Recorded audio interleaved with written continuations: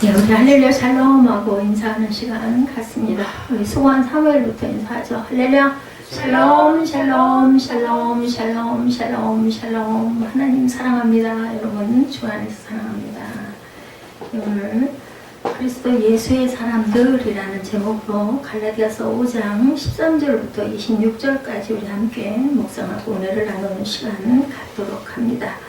오늘 본문에는 하나님의 영이신 성령님을 통해서 맺게 되는 여러분이 잘 아시는 9가지 열매를 말씀하고 있죠. 우리는 이것을 성령의 9가지의 열매다 이렇게 말씀을 합니다. 오늘 우리 2018년 말씀 뽑은 말씀이에요. 우리 정가울 전도사님 뽑으신 말씀이죠.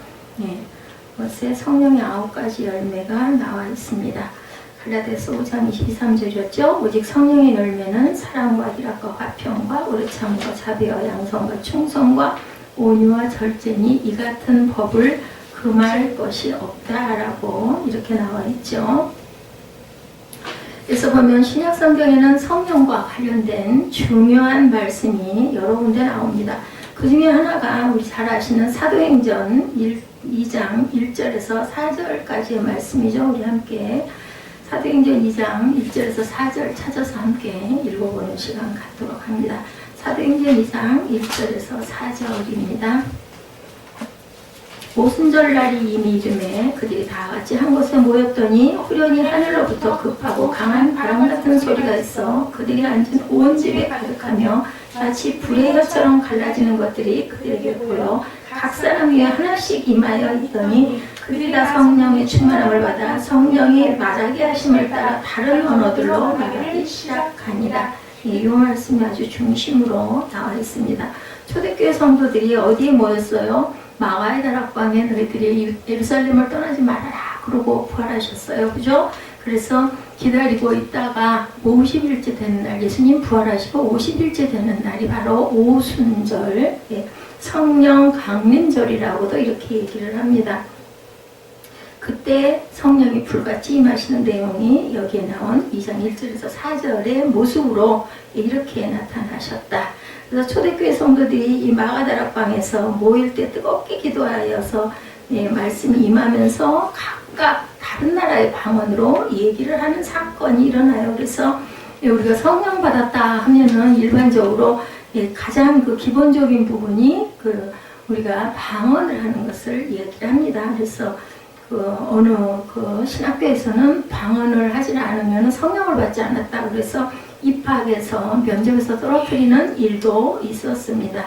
자, 그들을 위해 성령께서 임하셨을 때 이렇게 방언이 터지는 놀라운 현상이 일어났다는 거죠. 우리나라에 성령 운동이 일어나면서 이 마가의 다락방과 같은 뜨거운 기도 운동이 일어난 것도 사실입니다. 부흥회와 기도원에서 뜨겁게 기도하고 성령 임재를 사모하는 그러한 역사들이 많았죠. 지금은 좀 그런 부분이 많이 잦아들었습니다.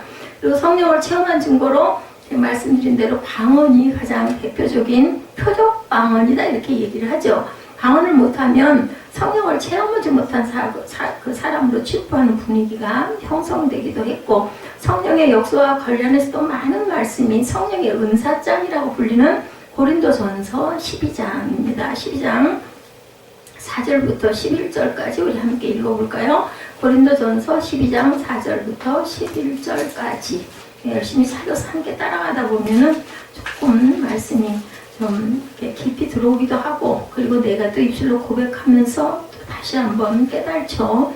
고린도전서 12장 4절부터 11절까지 은사는 여러 가지나 성령은 같고 직분은 여러 가지나 주는 같으며 또 사역은 여러 가지나 모든 것을 모든 사람 가운데서 이루시는 하나님은 같으니 각 사람에게 성령의 나타나심은 유익하게 하려 하심이라. 어떤 사람은 성령으로 말미암아 지혜의 말씀을, 어떤 사람은 같은 성령을 따라 지식의 말씀을, 다른 사람에게 같은 성령으로 믿음을, 어떤 사람에게는 한 성령으로 병 고치는 은사를, 어떤 사람에게는 능력 행함을, 어떤 사람에게는 예언함을, 어떤 사람에게는 영들 분별함을, 다른 사람에게는 각종 방언 말함을, 어떤 사람에게는 방언 통역을 주시니 이 모든 일은 같은 한 성령이 하사 그의 뜻대로 사람에게 나누어 주시는 것입니다.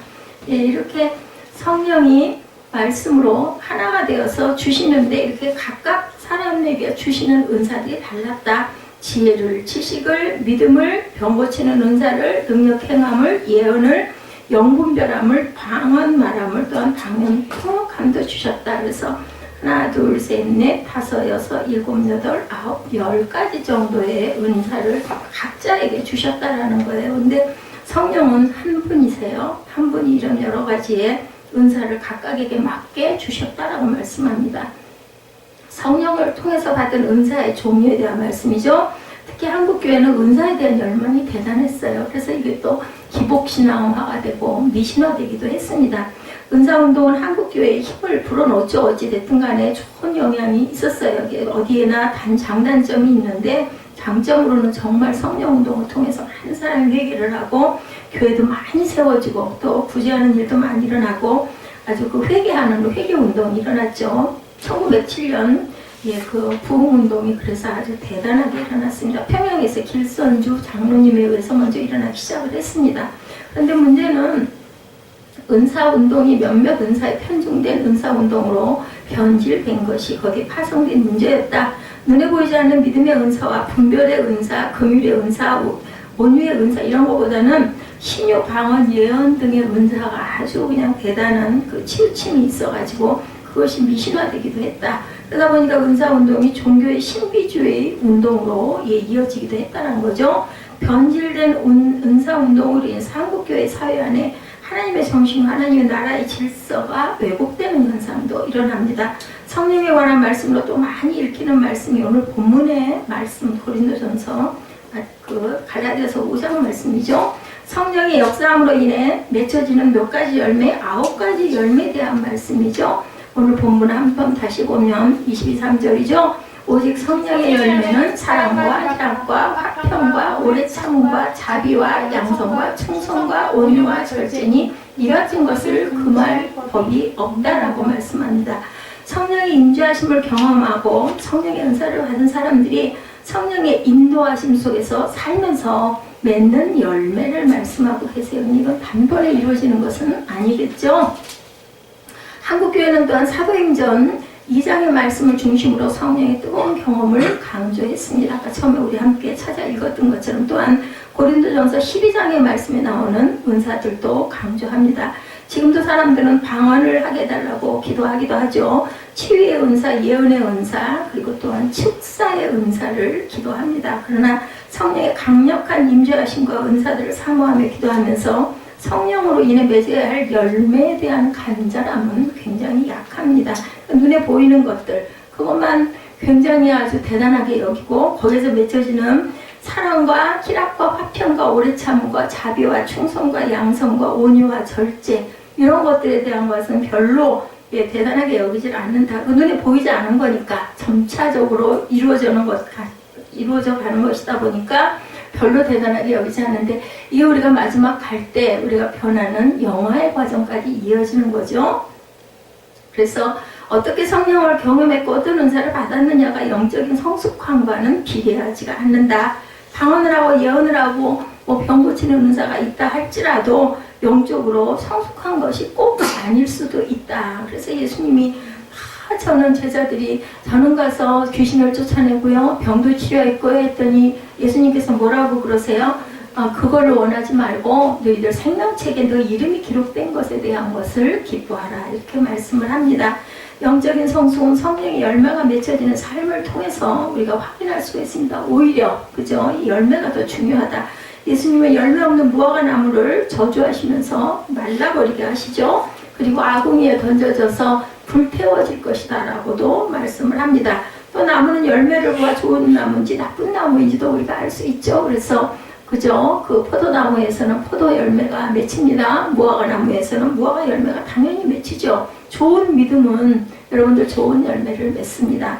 또한 좋은 믿음이 아니면 열매가 맺히지 않는 경우도 있고 그리고 돌감람 나무처럼 사람이 먹을 수도 없는 그러한 열매, 쓸데없는 열매가 맺히는 수도 있다. 이것이 우리 사람의 믿음에도 당연히 그렇겠죠. 열매는 자신이 평가하는 게 아니라 하나님과 함께 사역을 하는 사람과 역사가 평가합니다. 우리들은 나와 관계가 없는 일은 객관적으로 접근하고 합리적으로 생각하고 판단을 하기도 하죠.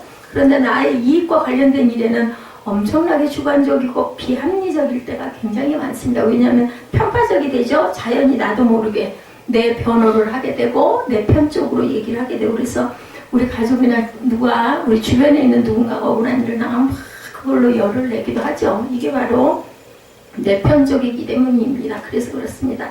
나의 현재의 영성은 나의 이익과 관련된 일이라. 그래서 내가 무엇을 이렇게 어떻게 선택하는가, 그것이 현재 나의 모습이다. 아까 우리 일부 예배에도 그런 얘기 우리가 함께 같이 나눴습니다. 먹어야 할든지 말아야 할 건지 이런 결정을 우리가 해야 됩니다.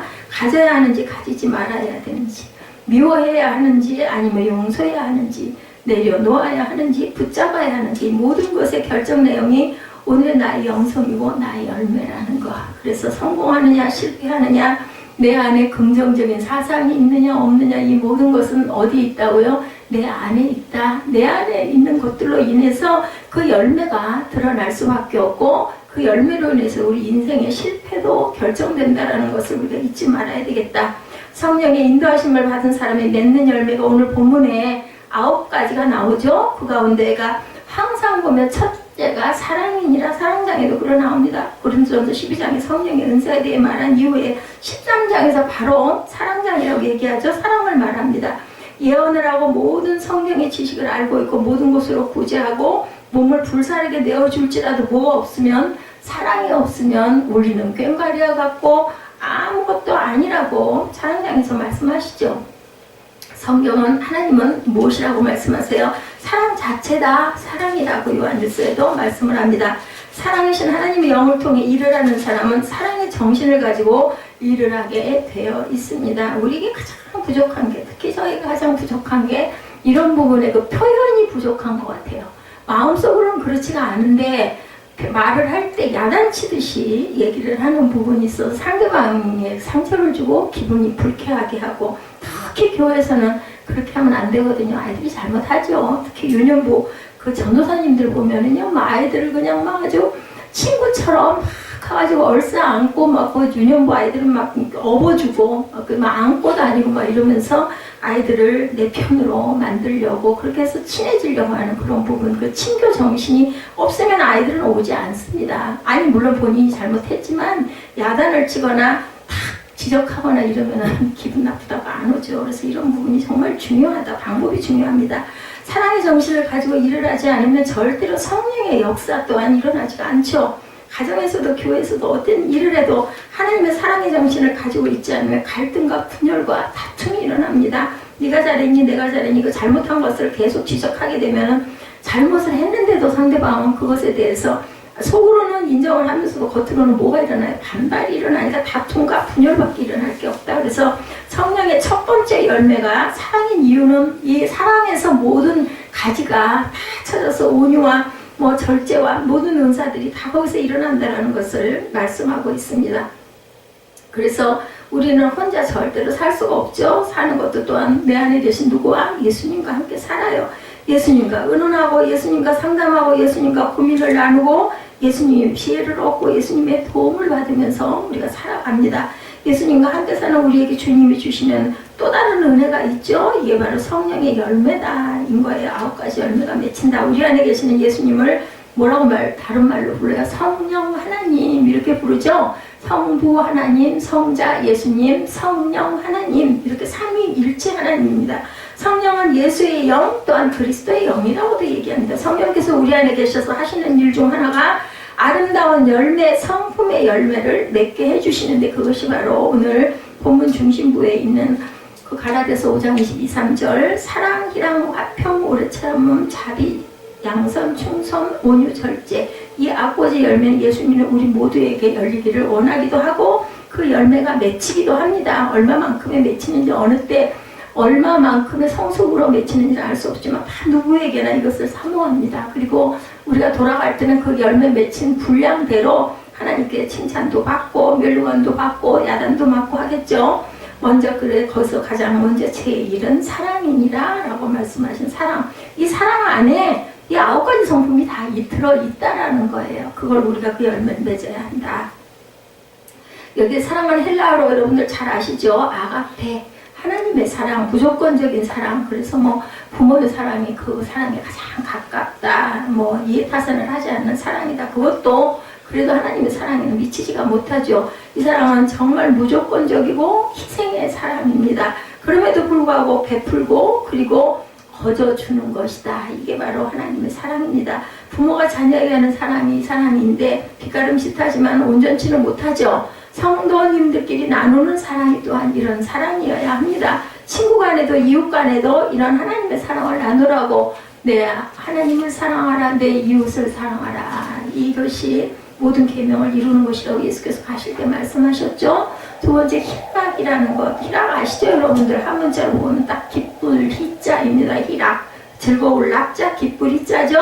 이 기쁨은 좋은 일이 생겨서 기쁜 것과 같은 그런 기쁨이 아니고 하나님께로부터 오는 기쁨입니다. 우리 아실 거예요. 아마 성령 체험하신 분들, 성령의 감동이 있고 나면은 막 얼굴빛이 뭐 그냥 정말 빛이 납니다. 빛이 나고 얼굴빛이 너무 이뻐지죠. 그 기쁨. 그건 뭐 무슨 대단한 화장품을 발라서 된 것도 아니고 무슨 비싼 마사지를 받아서 되는 것도 아닙니다. 이런 기쁨이 막 옵니다. 기도하고 나면. 그 기쁨이 우리 안에, 저와 여러분 안에 있습니다. 화평은 예수 그리스도께서 십자가의 죽으심으로 얻게 되는 하나님과 우리와의 관계 회복, 이것이 바로 화평입니다. 관계 회복이 평안을 누리게 하고 이웃과도 평안하게 합니다. 여러분들 뭔가 좋은 일이 있고, 그죠? 예를 들면 가장 우리가 쉽게 비교할 수 있는 거, 사랑을 하는 어떤 형제나 자매들은 주변 사람들에게 엄청 너그러워요. 웬만한 것엔 화도 내지 않습니다. 이렇게 우리가 마음에 화평을 담고 사랑을 담고 있으면 주변에도 너그러워지고 화평하게 한다. 또한 오래 참음도 있죠. 어떤 일이 있어도 아까 우리 줄다리기 하는 초등학생들 우리 봤었잖아요. 영상으로.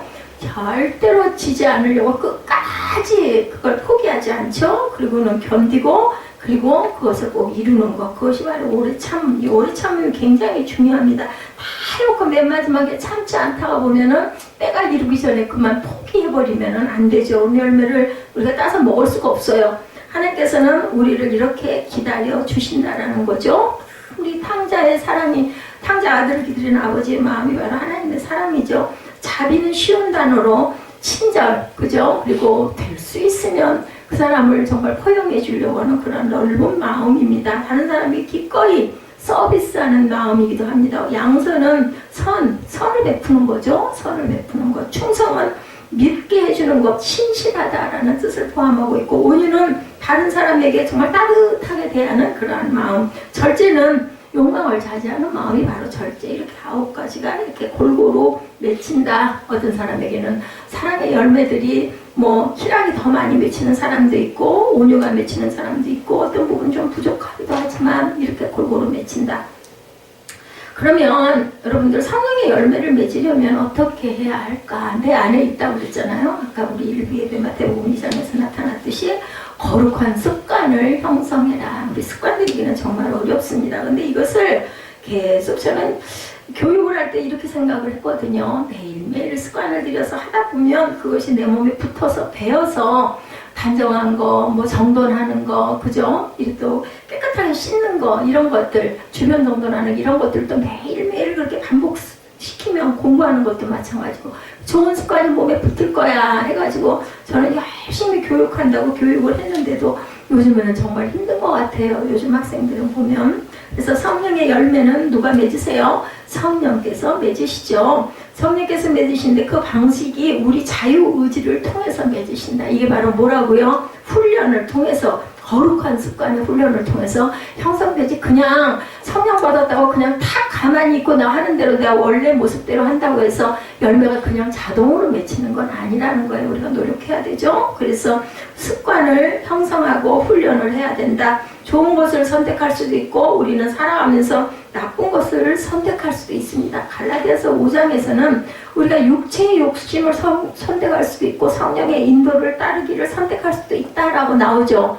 예, 5장 22, 3절 그 전반에 보니까 말씀을 하죠. 너희가 만일 성령이 인도하시는 바가 되면 율법 아래 있지 아니하리라. 그러면서 19절에 육체의 일은 분명하다. 육체의 열매 맺는 거예요. 그죠? 음행과 더러운 것과 호색과 우상숭배와 주술과 원수 맺는 것과 분쟁과 시기와 분냄과 당지는 것과 분열함과 이단과 투기와 술취함과 방탕함과 그와 같은 것들이라. 이런 것들이 너에게 경계한 것 같이 경계하노니 이런 일을 하는 자들은 하나님의 나라를 유혹으로 받지 못한다. 하나님의 나라 유혹으로 못 받으면 어떻게 될까요? 하나님의 백성이 될 수가 없겠죠? 이렇게 분명히 성경에서 말씀을 하고 있습니다. 자, 그 열매는 5장 지금 말씀한 19절에서 22절까지 읽었던 대로입니다. 성령의 인도를 선택하면 당연히 그 이후에 2, 3절에 열매는 사랑과 희락과 화평과 이렇게 9가지 열매를 분명하게 맺게 된다는 거죠. 이와 같은 것을 금지할 법이 없다. 그리스도 예수의 사람들은 육체와 함께 그 정욕과 탐심을 십자가에 못 박았느니라. 만일 우리가 성령으로 살면 성령으로 행할지니 헛된 영광을 구하여 서로 노엽게 하거나 서로 투기하지 말라. 오늘 말씀이 여기까지 말씀이죠. 그래서 요한복음 15장 5절 너무 잘 아는 말씀이죠. 나는 포도나무요 너희는 가지니 그가 내 안에 내가 그 안에 거하면 사람이 열매를 많이 맺나니 나를 떠나서는 너희가 아무것도 할 수 없다. 여기서 맺는 열매가 바로 이 성령의 열매라고 저는 생각을 합니다. 갈라디아서 5장 16절에 말씀하신 것처럼 너희는 성령을 따라 행하라. 그리하면 육체의 욕심을 이루지 아니하리라. 성령을 따라 행하는 것이 무엇인지 예수님께서 말씀하신 그 설명의 내용이 바로 22, 3절의 말씀이다.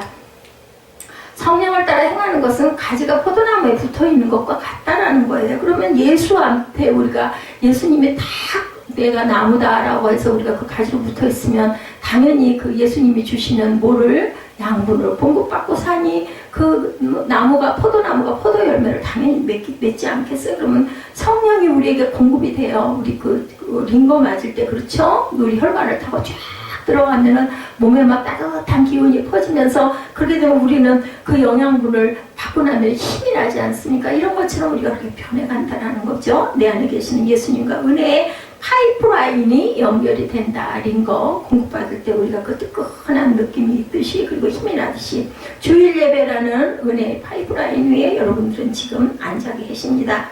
또한 수요 예배, 또한 금요 철야 예배, 또는 성경 공부, 묵상, 각자의 기도 이런 모든 것들 그게 또 새벽 기도 이것이 바로 그 은혜의 하나님의 예수의 가지에 붙어있는 파이프라인이다. 우리가 이런 좋은 습관들을 훈련하고 그리고 습관화해야 된다는 거예요. 그래서 성령의 열매를 맺히는 방법 중에 하나라는 거죠. 힘들어도 열심히 오래 참음으로 해야 된다는 거예요. 나무의 열매가 맺히기까지 좋은 날씨만 있지 않죠. 기후가 그죠? 어떤 날은 막 태풍이 몰아쳐가지고 나뭇가지가 부러지기도 합니다.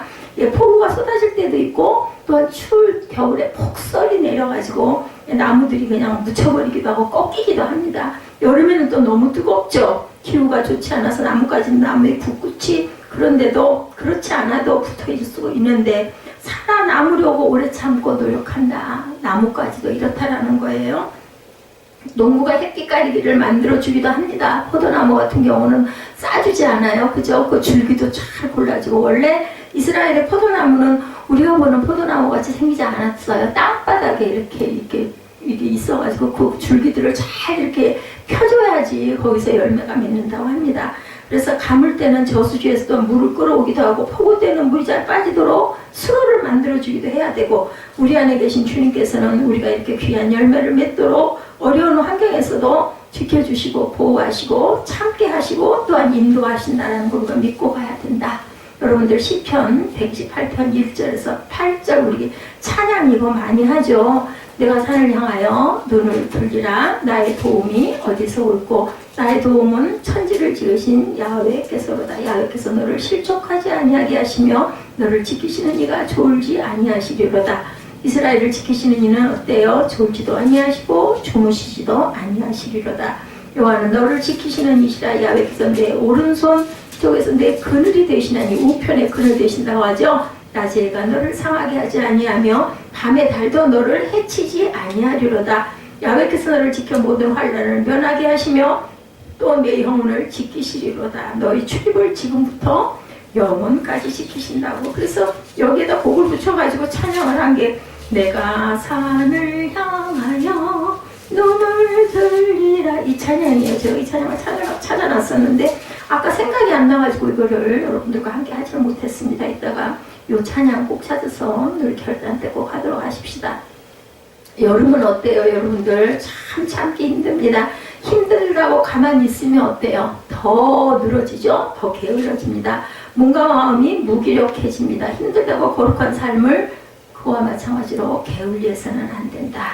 그죠? 그래서 보면 여름이면 덥고 막 그런데도 수련회도 합니다. 성경학교도 합니다. 그죠? 우리 크고 작은 교회에서 함께 모여서 연합으로 하기도 합니다. 요즘에는 여름에 신앙의 훈련을 잘하면 가을에는 열매가 귀하게 맺힌다라는 거죠. 기도하다가 힘들 때가 오죠. 기도에도 아무 느낌이 없을 때도 있어요. 기도가 잘 안 될 때도 있어요. 머릿속으로 막 이상한 잡념이 막 들어올 때도 있습니다. 이럴 때 기도를 중단하지 말고 계속 하다 보면 하나님은 우리와 함께 하시고 우리의 기도를 들으신다. 그래서 그런 얘기에 기도하시는 분들이 기도보 안에 딱 들었을 때까지가 진짜 힘들죠. 이런 얘기를 신학교 다닐 때 어떤 장로님이 하신 기억이 있어요. 신학교를 뒤늦게 오셔가지고 장로님 되신 다음에 오신 분도 계셨습니다. 좀 지나면 하나님께서는 내 기도를 들으시고 은혜를 주시는 걸 우리가 경험을 해요. 막 잡념이 있고 하다가도. 그죠? 근데 기도를 열심히 항상 하시는 분들은 조금만 마음 잡고 다 잡고 고개만 숙여도 우리에게 다 은혜가 오는 그런 또 귀한 경험도 있습니다.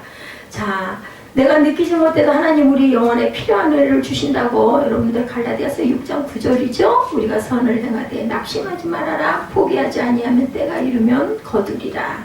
포기하지 아니하면이에요. 포기하지 아니하면. 왜 포기를 하겠어요? 여러분들 힘드니까 포기해요. 그죠? 어려우니까 포기합니다. 근데 그러지 말라는 거예요. 낙심을 하지 말라는 거예요. 낙심을 왜 하겠습니까? 잘 되면은 낙심하겠어요. 잘 안 되니까 에이 말아버릴까? 에이 포기해버리자. 이런 마음이 12번도 더 든다는 거죠. 근데 포기하지 않으면 때가 되면 열매를 거두리라고 말씀을 하세요. 농부들도 마찬가지죠. 아까 말씀드렸죠. 포구와 치기도 하고 그저 가물기도 하고 이럴 때마다 농부들은 열심히 포도나무를 돌봐주죠. 가지도 쳐줍니다. 그리고 포도가 잘 맺히고 보호하려고 곤충이 와서 쪼아먹는 걸 보호하려고 또 종이도 또 씌워줘요. 집도 만들어주죠. 이렇게 여러 가지로 가지도 쳐주고 그렇습니다. 이렇게 했을 때 귀하고 실한 열매가 거두어지지 그냥 내버려 둔다고 해서 열매가 커서 만들어지는 건 아니다. 그리고 보이지 않아도 여러분들 열매는 자라고 있습니다. 우리 봄에서는 늘 그걸 느껴요. 2월달 되고 하면은 아주 마른 앙상한 나무까지 다 죽은 것 같은데 나중에 보면은 거기가 가지 끝이 잎이 났을 땐 누구나 보지만 가까이 가서 바라보면 가지 끝이 파르스름하게 변해 있는 걸 봅니다. 어떨 때 보면은. 근데 그러고 나면은 거기서 조그맣게 우미 튀어가지고 이렇게 맺혀서 그 이파리가 나지 않습니까? 이런 것처럼 우리 눈에는 보이지 않아도 그 뿌리 안에서는 탄소 동화작용이 일어나고 계속해서 수액이 공급돼가지고 그 나무는 살아있는 거예요. 그래가지고 우리 눈에 보여지면 어머 얘가 싹이 나왔어 이런 얘기를 하게 됩니다. 참 신비합니다. 식물을 기르다 보니까 그런 마음이 더 많이 들더라고요. 시들었던 나무에다가 물을 딱 주고 나면 이파리가 탁 살아나는 거 그런 거 보면서 신비했습니다. 예수께서 여러분 안에 계시기 때문에 성령의 열매가 여러분 안에 분명하게 있다는 것. 다른 사람의 눈에 보이지 않을 뿐입니다. 열매는 여러분들 지금 말씀드린 것처럼 하루아침에 절대 맺히지 않는다. 시간이 많이 걸리기도 합니다. 사람에 따라서 그게 전혀 진전이 없는 것 같은 사람도 있고 어떤 사람도 눈에 확 띄게 와 금방 성령 받았네 그러면서 막 너무너무 그 사람이 부드러워지고 선해지는 걸 보기도 합니다. 이런 분들도 있어요. 근데 또 그것도 오래 봐야 돼요. 그랬다가 또 나중에는 푹 시들어 버리는 사람이 있는가 하면 전혀 변함이 없는 것 같은데 또 조금씩 이루어져가지고 그런 분은 또 보면은 절대로 변하지가 않는 그런 믿음을 가지시는 분들도 있습니다. 그래서 다 달라요. 이런 걸 보면. 그렇기 때문에 우리는 절대로 속단하지도 말아야 되고 포기하지도 말아야 된다. 분명한 것은 성령께서 우리 안에서 지금도 열매를 맺고 자라게 하고 그리고 키워가고 계신다라는 것. 이 같은 것을 금지할 법이 없다라고 오늘 본문에 말씀합니다. 우리 안에 맺히는 아름다운 성령의 9가지 열매를 맺지 못하도록 이렇게 막을 법은 절대 없다. 그 이유는 왜 그러겠어요? 성령의 열매가 맺혀야 우리가 하나님의 나라를 유업으로 받을 수 있기 때문에 하나님의 가장 원하시고 바라시는 게 이건데 어떻게 그걸 누가 금지하겠습니까? 로마서 5장 5절입니다. 우리에게 주신 성령으로 말미암아 하나님의 사랑이 우리 마음에 부은 바 됨이라 이렇게 말씀을 하세요. 성령으로 말미암아 하나님의 사랑이 우리 마음에 부어졌기 때문에 그것은 꼭 일어난다는 거죠. 성령께서 우리 마음에 하나님의 사랑을 이미 부어주셨다. 그리고 지금도 계속 공급하고 계십니다. 그래서 아까 파이프라인 말씀드렸지 않습니까? 그 관이 다 연결만 돼 있으면 공급이 자동으로 됩니다. 우리 링거 꼽으면 그 관이 막히지만 않으면 계속 들어가지 않습니까? 그 사랑을 지금도 우리의 자녀들에게, 저와 여러분에게 늘 베풀고 계신다는 거. 예, 열매가 익어가는 중이에요. 아직 다 익지는 않았지만 농부이신 하나님을 우리 안에 사랑의 열매가 익어가는 것을 보고 기뻐하십니다. 그래서 예수님께서 포도나무가 나는 나무에 놓이는 가지니 소리를 하신 거예요. 가지가 나무에 붙어있지 않으면 절대 열매 맺을 수가 없잖아요. 어떻게 그저 영양을 공급을 받겠습니까? 그럼 결국 나무는 말라질 수밖에 없다. 그 공급하는 공급원이 뭐예요? 예배고 말씀이고 기도입니다. 그래서 오직 성령의 열매는, 여기 열매라는 단어가 단수형으로 쓰여 있어요. 열매들이 아니라 열매 이렇게 쓰여 있습니다. 열매가 하나라는 거예요. 아까 말씀드렸죠? 9가지 열매가 있지만 사실은 하나, 사랑에서부터 시작된다. 근본이 사랑입니다. 사랑이 사람을 살리기도 하죠. 그죠? 사랑 없음으로 인하여 사람이 사망을 하기도 합니다. 식물도 마찬가지죠. 사랑을 가지고 물을 주는 나무하고 그냥 쭉 얹어주는 나무하고 다르다고 그러죠? 이걸 다 안다고 합니다. 사랑하기에 기뻐하고 사랑하는 사람과 함께 있으니 기쁘고 즐겁고 세상을 다 가진 것 같죠? 아기들이 그렇죠? 엄마 품 안에 있으면 너무너무 평안합니다. 사랑하기에 참을 수도 있고 친절할 수도 있고 선을 베풀 수도 있고 너그럽기도 하고 또 참기도 합니다. 절제도 합니다. 그죠? 로마서 13장 8절에 남을 사랑하는 자는 율법을 다 이루었다라고 말씀을 합니다. 로마서 13장 10절에 사랑은 율법의 완성이라고 이렇게 말씀을 합니다. 우리 안에 있는 하나님의 사랑을 통해서 다른 열매도 함께 맺혀진다. 사랑만 가지고 있으면 모든 열매들이 골고루 맺혀지고 지금 아까 말씀드린 것처럼 남에게 너그러워지고 친절하게 되고 참을 수도 있게 되고 그리고 그저 사랑하기 때문에 마음도 푸근하고 평안해지니까 남에게 후하게 대하게 된다는 겁니다. 그래서 우리는 가장 중요한 거 나무에 붙어있는 가지가 되어야 되겠다. 무슨 나무? 예수님의 나무에, 포도나무에 붙어 있어야 되겠다. 다양한 은혜의 통로를 통해서 우리 안에 거룩한 주님의 성품이 자라나고 있는 여러분들은 성전이십니다. 우리 안에 예수가 안 계시면 성전이 아니에요. 그죠? 썩어질 육신입니다. 근데 우리 안에 예수님이 계시면 저도 여러분도 성전입니다. 근데 그 성전이 어때야 돼요? 거룩해야 되겠죠? 그리고 그 성품도 아름다운 그 성령의 열매들이 맺히는 나무가 돼야 온전한 나무가 될 수 있다. 그것을 누가 가장 기뻐하실까요? 하나님께서 가장 기뻐하시고 바라신다는 거지. 그래서 이러한 법을 금지할 자가 아무도 없습니다. 당연하죠. 그래서 주신 성령으로 말미암아 하나님의 사랑이 우리 마음에 계속 부어지고 공급받게 하기 위해서 우리는 예배를 드리고 그리고 말씀을 묵상한다라는 거.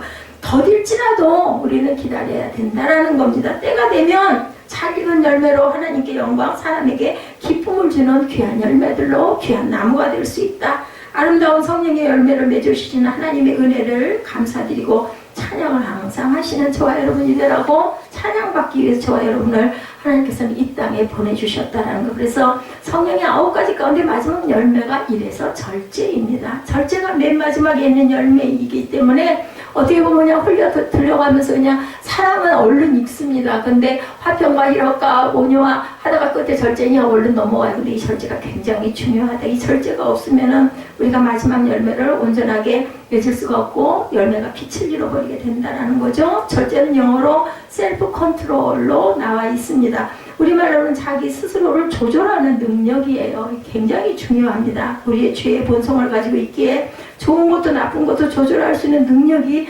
부족합니다. 아예 없지는 않지만 참 조절이 안 되죠. 좋은 것이 과하면 교만이 됩니다. 그죠? 그런데 싫은 것이 과하면 절망과 분노가 됩니다. 아유, 포기하고 싶어지죠? 그리고 막 화가 납니다. 그래서 영적인 것도 하나님의 은혜로부터 시작이 되었는데 그 표현이 절제가 되지 않으면 하나님을 떠나 자신의 영광을 드러내게 됩니다. 하나님을 말하는 것 같은데 결국은 자신의 영광, 자신의 주장을 한다는 거죠. 사람과의 관계도 마찬가지입니다. 기쁨과 분노도 조절하지 못하면 결국은 커다란 문제에 부딪히게 되죠. 성령이 역사하시는 곳에는 절제 열매가 분명히 맺혀집니다. 절제 열매가 맺혀지는 곳에는 일도 관계도 질서 있고 아름답게 세워져 갑니다. 한 주 동안 살아가면서 우리의 말과 감정과 행동이 성령의 인도하심을 받아 성령의 열매가 맺혀져야 되겠죠. 그러기 위해서는 주일날 우리가 말씀을 묵상하고 함께 찬양을 합니다. 특히 사랑으로 시작하면 절제로 매듭을지 하나님께 영광된 삶을 우리가 살아야 되겠다. 김영희 교수의 나는 그리스도인이다 라는 책이 있습니다. 초대교회 순교자들에게 일어난 재판 과정에 대한 보고를 기초로 한 순교록인데 AD 120년에서 372년 사이에 걸쳐 일어난 초대교회 순교자들의 실제적 이야기로 남자, 여자, 소년, 소녀, 90 넘은 노인, 유족과 자유인과 노예, 학자와 농부와 상인과 군인, 감독과 장로 같은 성직자로부터 세례 준비자와 순교의 현장에서 처음 신앙을 가진 사람들까지 다양한 순교 이야기가 실려있어. 이 책이 다양한 순교자들이지만 공통적인 것은 그들 모두가 순교의 현장에서 핍박과 유혹에 절대로 타협하지 않았다는 것이 특징입니다. 나는 그리스도인이다 라고 고백하였다는 거예요. 그리스도인이 아닙니다 한마디만 하면 가족을 잃지 않고 재산도 잃지 않고 절대로 생명도 잃을 일이 없는데도 그들은 나는 그리스도인이다 라고 고백하고 당당하게 순교를 합니다. 첫 번째 이야기는 산포로사와 그의 7 아들의 순교 이야기예요. 로마의 호민관부인 산포로사는 그리스도인이라는 이유 때문에 아들들과 함께 붙잡혀 왔어요. 황제가 그녀를 불러 신문을 합니다. 내 아들들과 함께 전능한 신들에게 제사를 드려라 라고 얘기하죠. 황제가. 그렇지 않으면 내 아들들과 함께 제물이 될 것이니라. 그러자 그녀는 황제에게 말합니다. 내가 아들들과 함께 희생제물로 하나님께 드려지게 되는 이런 좋은 일이 어디로부터 오게 될까요? 이렇게 반문을 합니다. 오히려 순교하여 천국 가는 것을 뭘로? 영광으로 받아들였다는 거예요. 황제는 둘 중에 하나를 선택하라. 나의 신들에게 제사를 드리든지 아니면 참혹한 죽음으로 최후를 맞든지 하라. 이때 나는 그리스도인이 아닙니다 라고만 하면 7 아들들이 살아요. 그런데 나는 그리스도인이고 나는 그 영광을 기뻐합니다 라고 하기 때문에 그녀의 앞에서 아들들이 하나가 자욱하게 무참하게 죽어가는 그런 모습을 보고 결국은 본인도 결국 돌아갑니다. 산포로사는 이렇게 대답해요. 당신은 죽음의 두려움이 나의 마음을 움직일 수 있을 것으로 생각하지만 나는 당신이 그리스도의 이름 때문에 죽인 남편 게툴루스와 함께 안식하게 되기를 간절히 원합니다. 남편이 순교했거든요. 나는 남편 따라가기를, 우리가 자신이 죽지는 못하잖아요. 자살은 죄니까. 그러니까 나는 이렇게 죽는 걸 나는 간절히 원한다. 그녀는 뺨을 맞고 머리카락에 매달림을 당하고 목에 큰 돌을 달아 강물에 빠뜨림에 순교를 당합니다. 황제는 7 아들들을 불러 무생하게 제사를 드리라고 강요하죠. 그러나 그 역시 황제의 위협에 굴하지 않고 7 아들들도 모두 순교를 당합니다. 무엇이 이렇게 많은 사람들을 순교할 만큼 강력한 믿음을 주었을까?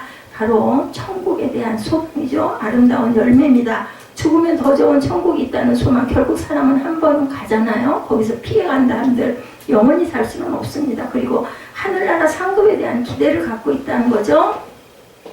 어차피 한 번 가는 죽음의 길인데 순교하면 하늘나라에 상급이 있다는 사실을 믿었기 때문에 2000년 교회의 역사에 교회를 지키기 위한 수많은 순교자들과 성도들의 피가 지금도 계속 흐르고 있다.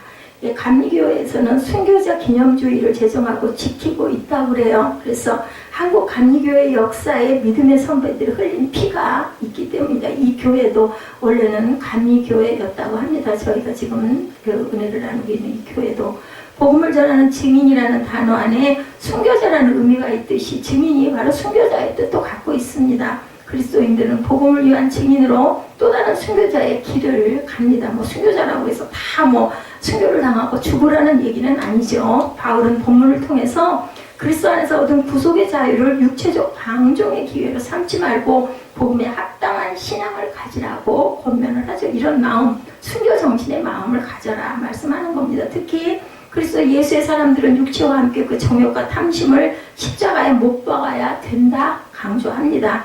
우리는 예수로 말미암아 구원받은 그리스도 예수의 사람들입니다. 그렇다면 그리스도 예수의 사람들은 구체적으로 어떻게 살아야 할까? 사랑의 종노릇하라고 말씀하죠.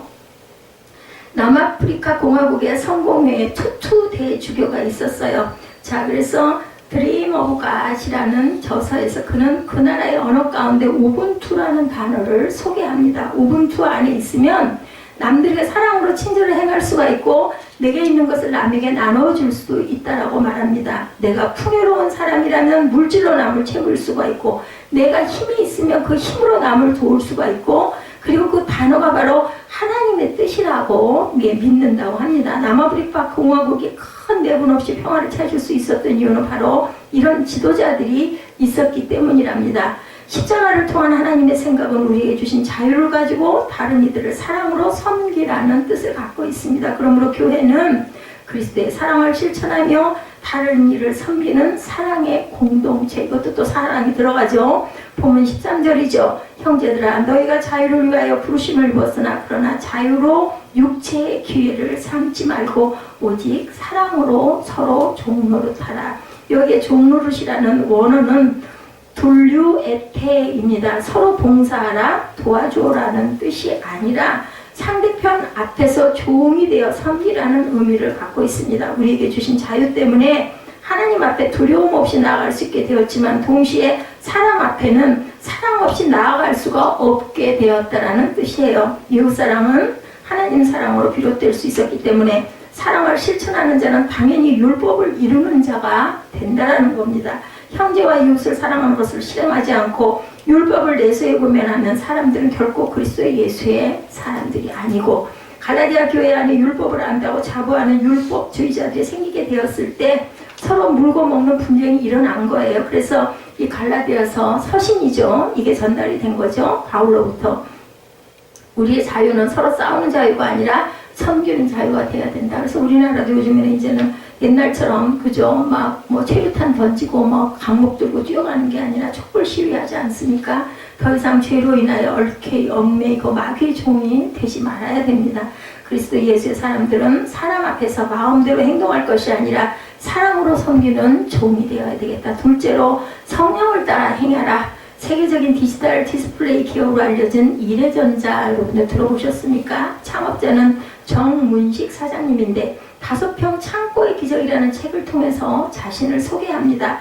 최종 학력은 공업고등학교 졸업, 공수부대 하사관 출신으로 29살 젊은 나이에 신림동의 반지하 허름한 새방에서 무일푼으로 휴대폰 충전기 사업을 시작했다고 합니다. 현재 그런데 그 이래전자는 삼성전자와 LG전자 등 대기업의 유력한 경쟁자로 부상하는 인류 기업이 되었어요. 최근에는 세계 최초로 멀티플렉서라는 LCD 모니터와 60인치 PDP 모니터 개발을 통해서 세계 시장에 수출을 하고 있다고 합니다. 대학 졸업장 하나 없는 21세기 벤처기업의 CEO가 된 비결은 아주 간단합니다. 이래전자라는 이름 아시죠? 야훼 이레입니다. 이래전자이죠. 이름대로 믿음으로 최선을 다하며 성령을 따라 행하면 하나님께서 준비해 주신다는 신앙을 이 사장님이 갖고 있다고 하죠. 그의 경영 철학은 뭐예요? 밑바닥부터 치고 올라간다는 벤처 신앙이랍니다. 벤처 신앙의 본질은 끝없이 배운다, 끝없이 경험한다. 하나님의 능력을 의지하며 성령을 따라 행하는 그를 하나님께서는 세계 최고의 PDP 모니터 개발의 선구자가 되게 하셨습니다. 성령을 따라 행하면 누구라도 성공적인 인생을 살죠. 본문 16절입니다. 내가 이르노니 너희는 성령을 따라 행하라. 그리하면 육체의 욕심을 이루지 아니하리라. 여기에 따라 행한다는 말은 페리타페이테인데 자주 왕래하다라는 뜻입니다. 즉 이례적인 행위가 아니라 온전히 익혀서 생활화하라. 아까도 제가 말씀드렸죠. 훈련을 하게 하라. 어느 한순간만 성령에 순종하는 것이 아니라 성령께서 나의 마음과 생각을 포함한 우리 삶 전체를 지배를 그걸 받아라. 예, 그렇죠. 성령을 따라 행할 때 성품의 변화가 일어나는데 본문은 성령의 열매다 이렇게 표현을 합니다.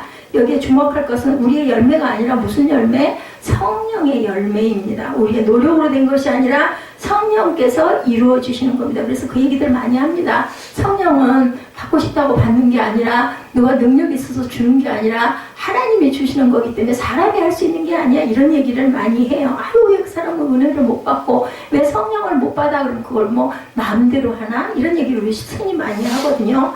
성령의 열매를 단수로 표기하고 있는 이유도 9가지 성품의 모습이 한 가지 성품에서 나온다. 아까 말씀드렸죠. 사랑에서 나온다. 오랫동안 믿으면서도 성품 때문에 고민이 된다면 성령의 열매를 맺지 못하고 있다는 사실이다. 저 같은 사람입니다. 그러므로 성령을 따라 온전히 행해야 되고 모름지기 그리스도의 예수의 사람은 성령을 따라 행하여 그리스도의 성품을 이루어가야 된다라는 거죠. 그래서 세 번째로 헛된 영광을 그렇기 때문에 구하지 말라. 렉스 루케이도 나는 작아지고 하나님은 커진다라는 책에 나오는 이야기입니다. 미술관에서 일하는 가이드는 관람객들을 명화 앞으로 안내하고 화가의 이름을 알려주고 질문에 대답을 하는 역할을 하죠. 한 번은 미술관의 젊은 가이드가 이것은 모네의 그림입니다 라고 얘기하자 관람객들이 감탄음을 연말하며 질문합니다. 그러면 가이드가 대답을 해주죠. 그 나라의 말을 잘 모르고 하니까 또한 이렇게 소개를 해주면 얼마나 깜짝 놀라고 감사하겠어. 다음 명화로 인솔해서 렘브란트의 그림입니다 라고 알려주니까 사람들은 다가가서 감상을 합니다. 정말 즐거운 일이에요. 가이드는 이 일에 대해서 자부심이 대단했다고 합니다. 근데 그 자부심이 지나쳐서 그만 자신의 역할을 잊어버렸어요. 관람객이 자신을 보러 오는 줄로 착각을 하게 된 거예요. 그래서 물러서야 하는데 그림 곁에서 그냥 서 있었어요. 그랬더니 사람들이 감탄을 연발하며 가슴을 내밀고 마음에 드신다니 그렇게 기뻐하니까 다행입니다 라고 대답을 해요. 이 가이드는. 그리고 이따금 감사합니다 인사를 꼬박꼬박 했어요. 화가의 공로를 대신 결국 취한 거예요. 나중에 젊은 가이드는 그림에 조금씩 더 다가섭니다. 처음에는 액자 위에 팔을 뻗더니 나중에는 몸으로 그림을 완전히 덮어버렸어요. 어떻게 됐을까요? 그때 관장이 나타나서 지적합니다. 여보시오, 이 일에서 중요한 것은 당신이 아니야. 그러니 그림을 가리지 마십시오. 가이드는 그림에 대하여 박수 받을 자격이 없죠. 무슨 뜻인지 여러분들 아시겠죠? 만약에 그림에 몸을 가리고 박수와 찬사를 가로치려 한다면 헛된 영광을 구하는 자가 되고 쫓겨날 수밖에 없다라는 것. 우리도 신앙생활을 하면서 이런 유혹을 받을 때가 많이 있습니다. 모든 영광과 존귀는 오직 누구에게? 하나님께 돌릴 줄 알아야 되겠구나.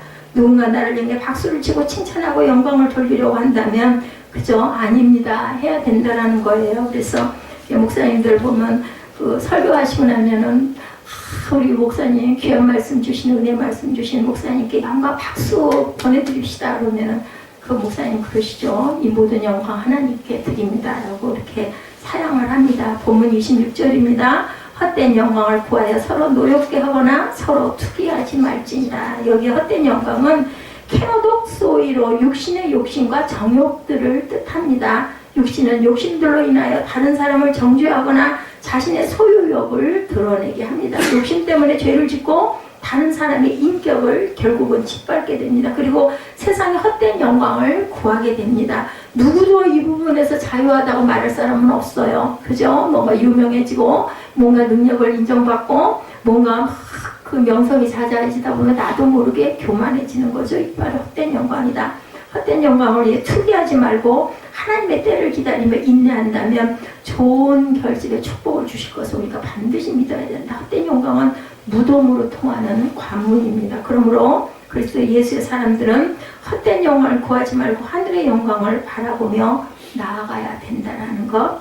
악으로 가득 차 있는 욕심을 이루지 아니하고 성령의 지배를 받으면 헛된 영광은 구하지 않게 된다는 것을 여러분들 기억하시고, 갈라디아서 오늘 5장 22, 3절 말씀 중심 부분이죠. 근데 그 중심은 어떤 것을 바라봤을 때, 성령의 열매를 바라봤을 때, 반대로 육체의 열매를 바라보다 보면 19절에서 21절까지의 그러한 사람이 될 수 있으니 우리는 절대로 성령의 열매, 사랑의 열매, 거기에 맺혀지는 사랑과 희락과 화평과 오래 참음과 자비와 양성과 충성과 온유와 절제의 열매들을 맺을 줄 알아야 되겠다는 거죠. 그래서 헛된 영광을 구하여 서로 노엽게 하거나 투기하지 않는 저와 여러분 되시기를 주님의 이름으로 축복합니다.